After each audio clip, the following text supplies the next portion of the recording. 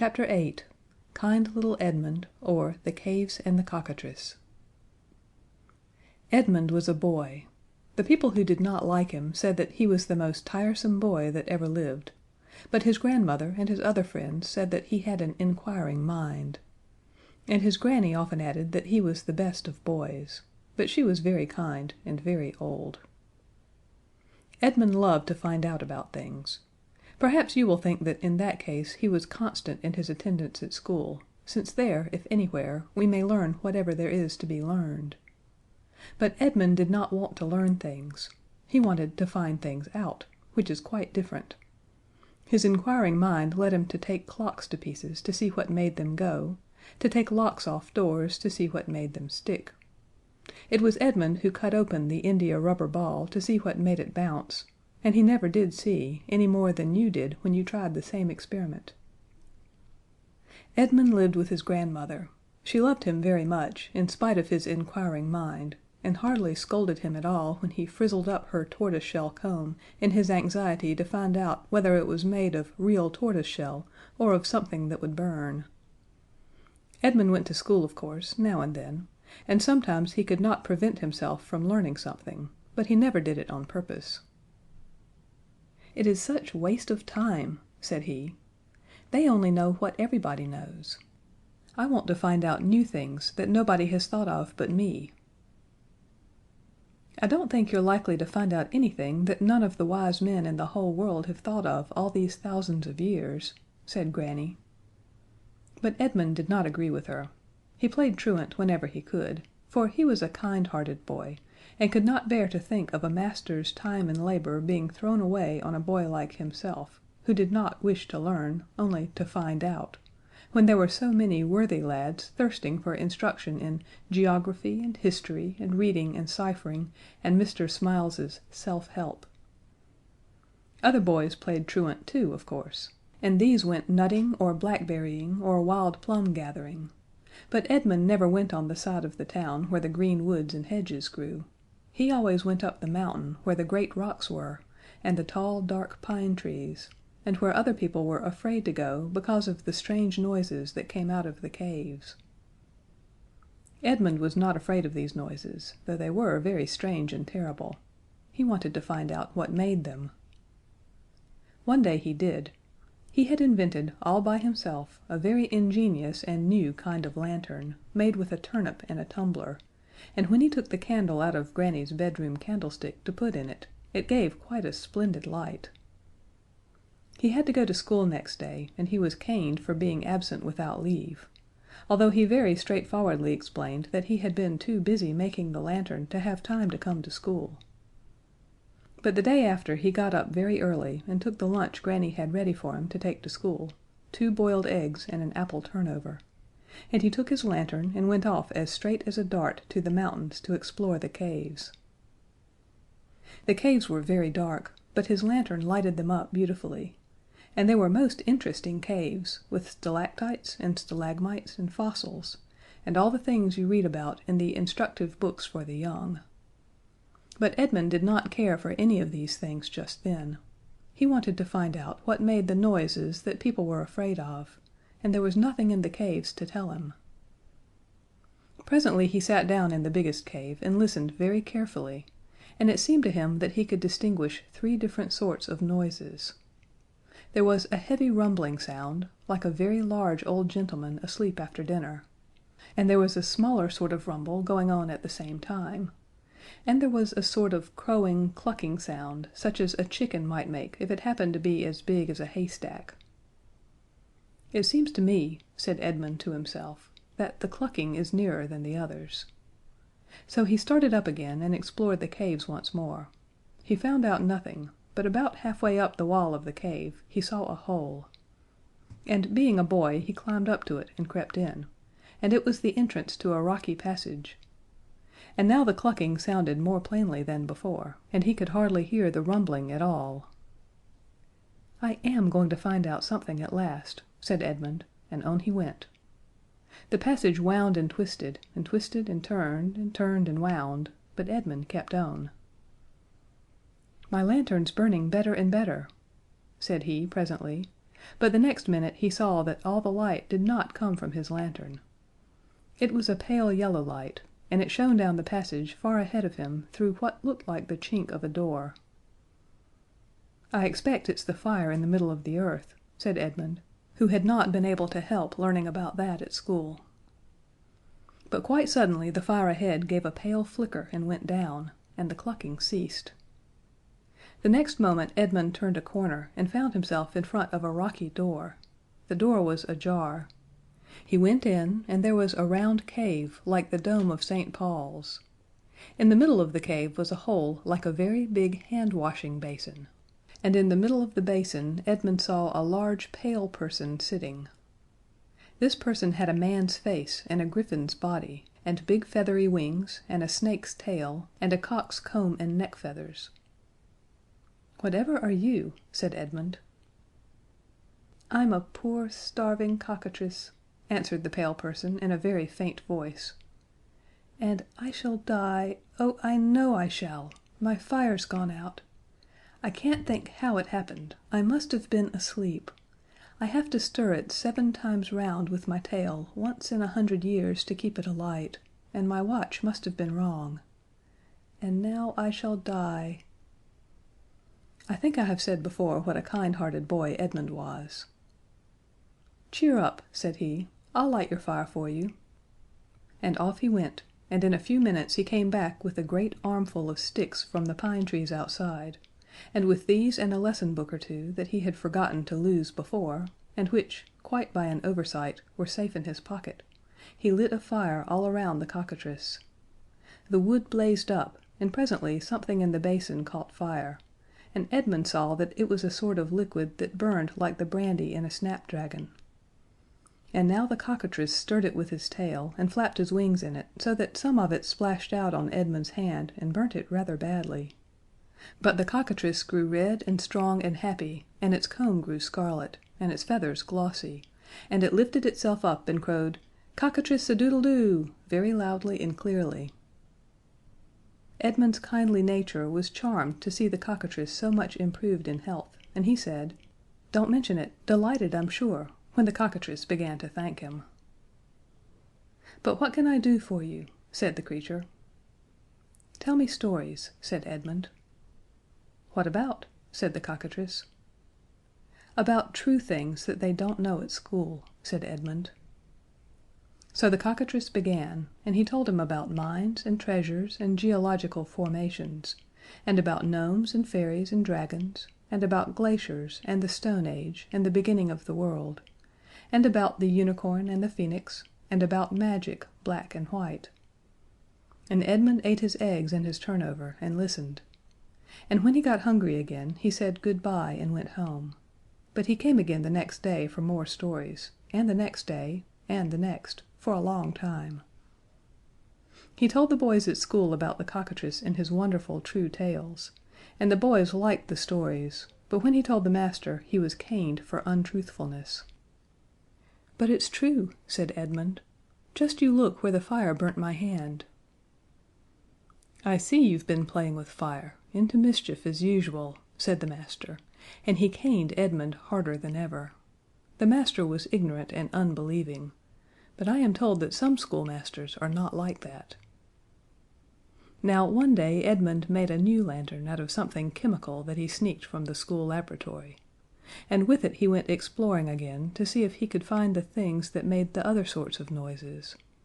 And in quite another part of the mountain he found a dark passage, all lined with brass, so that it was like the inside of a huge telescope, and at the very end of it he found a bright green door.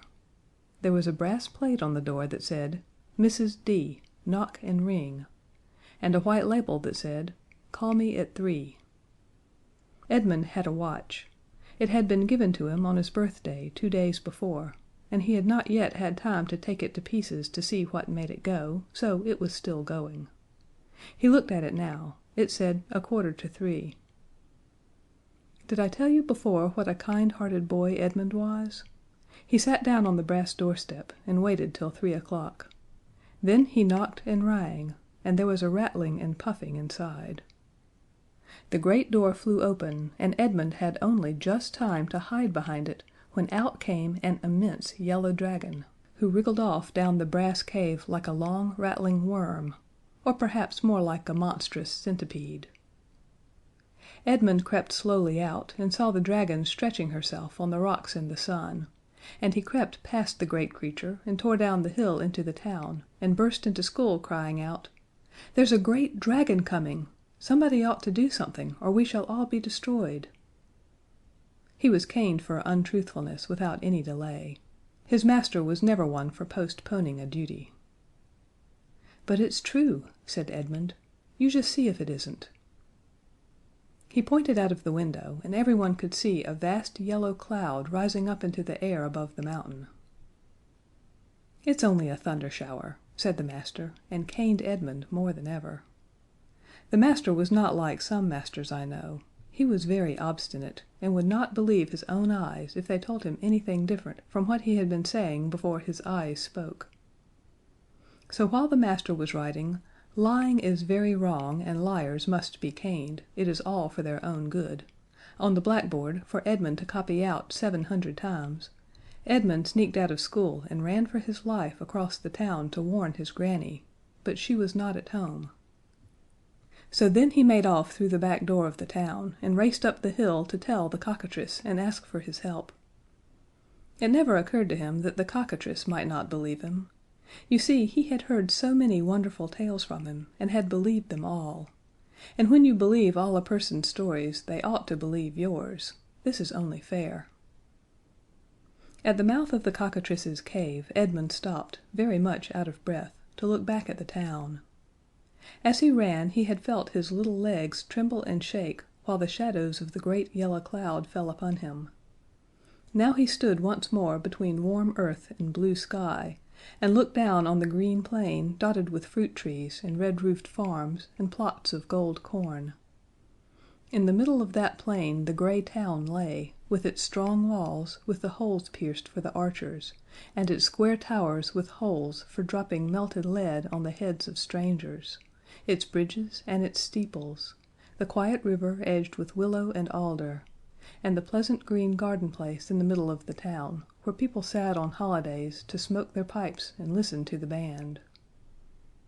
Edmund saw it all, and he saw, too, creeping across the plain, marking her way by a black line as everything withered at her touch, the great yellow dragon, and he saw that she was many times bigger than the whole town. "Oh, my poor dear Granny," said Edmund, for he had a feeling heart, as I ought to have told you before. The yellow dragon crept nearer and nearer, licking her greedy lips with her long red tongue, and Edmund knew that in the school his master was still teaching earnestly, and still not believing Edmund's tale the least little bit. "He'll jolly well have to believe it soon, anyhow," said Edmund to himself, "and though he was a very tender-hearted boy, I think it only fair to tell you that he was this. I am afraid he was not as sorry as he ought to have been to think of the way in which his master was going to learn how to believe what Edmund said." Then the dragon opened her jaws wider and wider and wider. Edmund shut his eyes, for though his master was in the town, the amiable Edmund shrank from beholding the awful sight. When he opened his eyes again there was no town, only a bare place where it had stood, and the dragon licking her lips and curling herself up to go to sleep, just as Kitty does when she has quite finished with a mouse. Edmund gasped once or twice, and then ran into the cave to tell the Cockatrice. "Well," said the Cockatrice thoughtfully, when the tale had been told, "what then?" "I don't think you quite understand," said Edmund gently. "The dragon has swallowed up the town." "Does it matter?" said the Cockatrice. "But I live there," said Edmund blankly. "Never mind," said the Cockatrice, turning over in the pool of fire to warm its other side, which was chilly, because Edmund had, as usual, forgotten to close the cave door. "You can live here with me." "I'm afraid I haven't made my meaning clear," said Edmund patiently. "You see, my granny is in the town, and I can't bear to lose my granny like this." "I don't know what a granny may be," said the Cockatrice, who seemed to be growing weary of the subject, But if it's a possession to which you attach any importance—" "Of course it is," said Edmund, losing patience at last. "Oh, do help me. What can I do?" "If I were you," said his friend, stretching itself out in the pool of flame so that the waves covered him up to his chin, "I should find the drakling and bring it here." "But why?" said Edmund. He had gotten into the habit of asking why at school, and the master had always found it trying.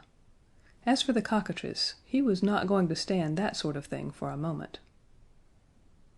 "Oh, don't talk to me," he said, splashing angrily in the flames.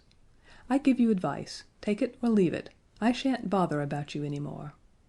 If you bring the drakling here to me, I'll tell you what to do next. If not, not." And the cockatrice drew the fire up close around his shoulders, tucked himself up in it, and went to sleep. Now this was exactly the right way to manage Edmund, only no one had ever thought of trying to do it before. He stood for a moment looking at the cockatrice. The cockatrice looked at Edmund out of the corner of his eye and began to snore very loudly. And Edmund understood, once and for all, that the cockatrice wasn't going to put up with any nonsense. He respected the cockatrice very much from that moment, and set off at once to do exactly as he was told, for perhaps the first time in his life. Though he had played truant so often, he knew one or two things that perhaps you don't know, though you have always been so good and gone to school regularly. For instance, he knew that a drakling is a dragon's baby, and he felt sure that what he had to do was to find the third of the three noises that people used to hear coming from the mountains. Of course, the clucking had been the cockatrice, and the big noise, like a large gentleman asleep after dinner, had been the big dragon. So the smaller rumbling must have been the drakling. He plunged boldly into the caves, and searched and wandered, and wandered and searched, and at last he came to a third door in the mountain, and on it was written, "The baby is asleep." Just before the door stood 50 pairs of copper shoes, and no one could have looked at them for a moment without seeing what sort of feet they were made for each shoe had 5 holes in it for the drakling's 5 claws. And there were 50 pairs because the drakling took after his mother and had 100 feet, no more and no less. He was the kind called Draco Centipedis in the learned books. Edmund was a good deal frightened, but he remembered the grim expression of the cockatrice's eye, and the fixed determination of his snore still rang in his ears, in spite of the snoring of the drakling, which was, in itself, considerable.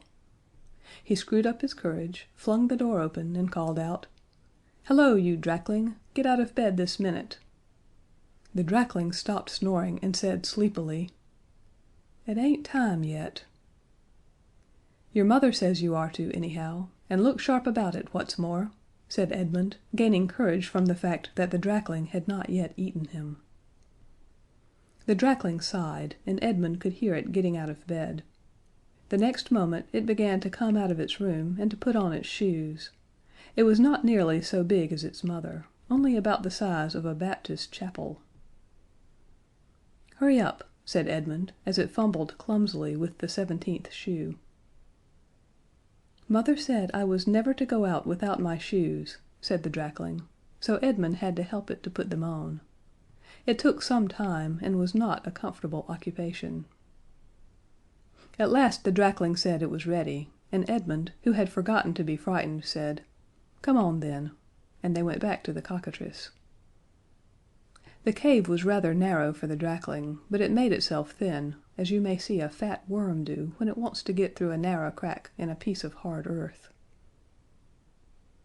"Here it is," said Edmund, and the cockatrice woke up at once, and asked the drakling very politely to sit down and wait. "Your mother will be here presently," said the cockatrice, stirring up its fire. The drakling sat down and waited, but it watched the fire with hungry eyes. "I beg your pardon," it said at last, "but I am always accustomed to having a little basin of fire as soon as I get up, and I feel rather faint. Might I?" It reached out a claw toward the cockatrice's basin. "Certainly not," said the cockatrice sharply. "Where were you brought up? Did they never teach you that we must not ask for all we see, Eh?" "I beg your pardon," said the drakling humbly, "but I am really very hungry." The cockatrice beckoned Edmund to the side of the basin and whispered in his ear so long and so earnestly that one side of the dear boy's hair was quite burnt off. And he never once interrupted the cockatrice to ask why. But when the whispering was over, Edmund, whose heart, as I may have mentioned, was very tender, said to the drakling: "If you are really hungry, poor thing, I can show you where there is plenty of fire." And off he went through the caves, and the drakling followed. When Edmund came to the proper place he stopped. There was a round iron thing in the floor, like the ones the men shoot the coals down into your cellar, only much larger. Edmund heaved it up by a hook that stuck out at one side, and a rush of hot air came up that nearly choked him. But the drakling came close and looked down with one eye and sniffed and said: "That smells good, eh?" "Yes," said Edmund. "Well, that's the fire in the middle of the earth.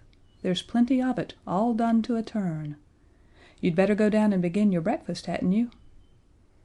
So the drakling wriggled through the hole and began to crawl faster and faster down the slanting shaft that leads to the fire in the middle of the earth. And Edmund, doing exactly as he had been told, for a wonder, caught the end of the drakling's tail and ran the iron hook through it so that the drakling was held fast. And it could not turn around and wriggle up again to look after its poor tail, because, as everyone knows, the way to the fires below is very easy to go down, but quite impossible to come back on. There is something about it in Latin beginning facilis descensus. So there was the drakling fast by the silly tail of it, and there was Edmund, very busy and important, and very pleased with himself, hurrying back to the cockatrice. "Now," said he. "Well now," said the cockatrice, "go to the mouth of the cave and laugh at the dragon so that she hears you." Edmund very nearly said, "Why?" but he stopped in time and instead said, "She won't hear me." "Oh, very well," said the cockatrice. "No doubt you know best." And he began to tuck himself up again in the fire, so Edmund did as he was bid. And when he began to laugh his laughter echoed in the mouth of the cave till it sounded like the laughter of a whole castleful of giants. And the dragon, lying asleep in the sun, woke up and said very crossly, "What are you laughing at?" "At you," said Edmund, and went on laughing. The dragon bore it as long as she could, but, like everyone else, she couldn't stand being made fun of, so presently she dragged herself up the mountain very slowly, because she had just had a rather heavy meal, and stood outside and said, "What are you laughing at?" in a voice that made Edmund feel as if he should never laugh again. Then the good cockatrice called out, "At you! You've eaten your own drakling, swallowed it with the town. Your own little drakling. Hee hee hee! Ha ha ha!" And Edmund found the courage to cry, "Ha ha!" which sounded like tremendous laughter in the echo of the cave. "Dear me," said the dragon, "I thought the town stuck in my throat rather. I must take it out and look through it more carefully." And with that she coughed and choked, and there was the town on the hillside. Edmund had run back to the cockatrice, and it had told him what to do. So before the dragon had time to look through the town again for her drakling, the voice of the drakling itself was heard howling miserably from inside the mountain, because Edmund was pinching its tail as hard as he could in the round iron door, like the one where the men pour the coals out of the sacks into the cellar. And the dragon heard the voice and said, "Why, whatever's the matter with baby? He's not here," and made herself thin, and crept into the mountain to find her drakling. The cockatrice kept on laughing as loud as it could, and Edmund kept on pinching, and presently the great dragon very long and narrow she had made herself found her head where the round hole was with the iron lid. Her tail was a mile or two off, outside the mountain.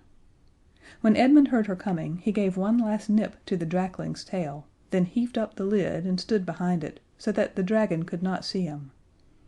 Then he loosed the drakling's tail from the hook, and the dragon peeped down the hole just in time to see her drakling's tail disappear down the smooth, slanting shaft with one last squeak of pain. Whatever may have been the poor dragon's other faults, she was an excellent mother.